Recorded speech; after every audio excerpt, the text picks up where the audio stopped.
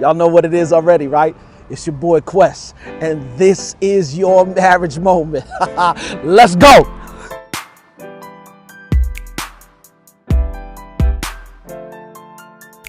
What up, y'all? It's your boy Quest. Welcome to another edition of Marriage Moments. And for those who don't know who I am and you're watching for the first time, it's your boy Quest.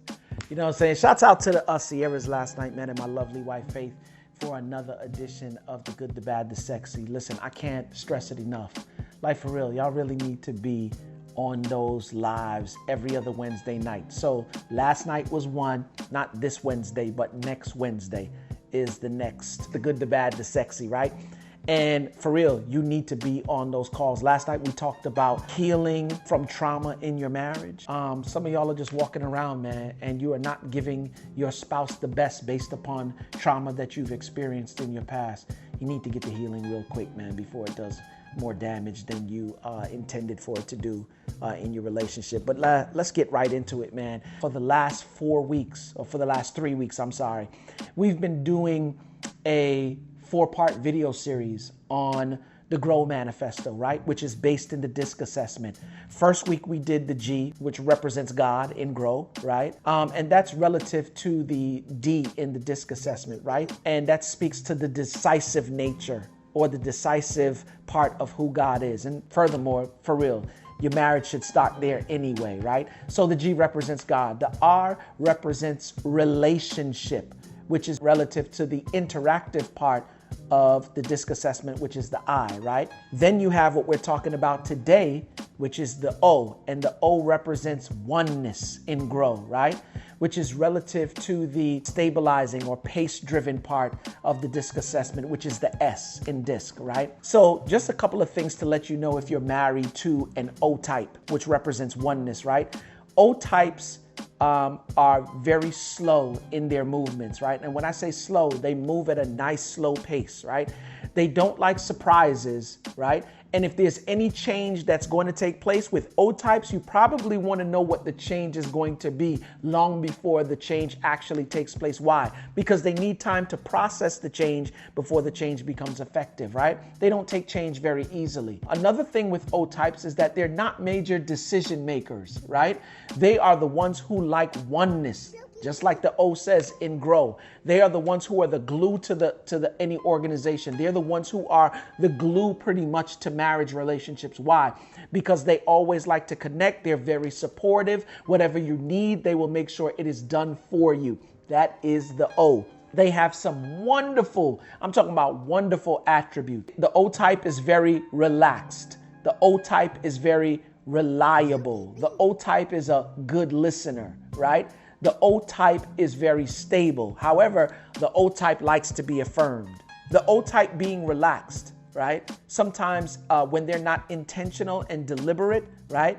Or if they get stressed, that relaxed attribute that they have can come across as lacking initiative. The reliable attribute that they have, right, which is a very good attribute to have, right, can also come across, if they're not being intentional and deliberate, can also come across as being dependent. Like we said before, they're not good decision makers, and because they don't want to make a decision, right, they will rely on you to make a decision and then support you, right, in whatever it is that you want to do. Therefore, it would make them seem as they are very dependent. The O type is very much a good listener, right? They will listen to you and they will listen intently. And because they are one of those people who care about the needs of other people before they care about their own needs, sometimes that good listener quality about them can come across as uncommunicative, right? Because they're too busy making sure your needs are met by listening to you. The fourth quality is stable. It's a very good quality amongst a list of other qualities that they have. They're very stable, right?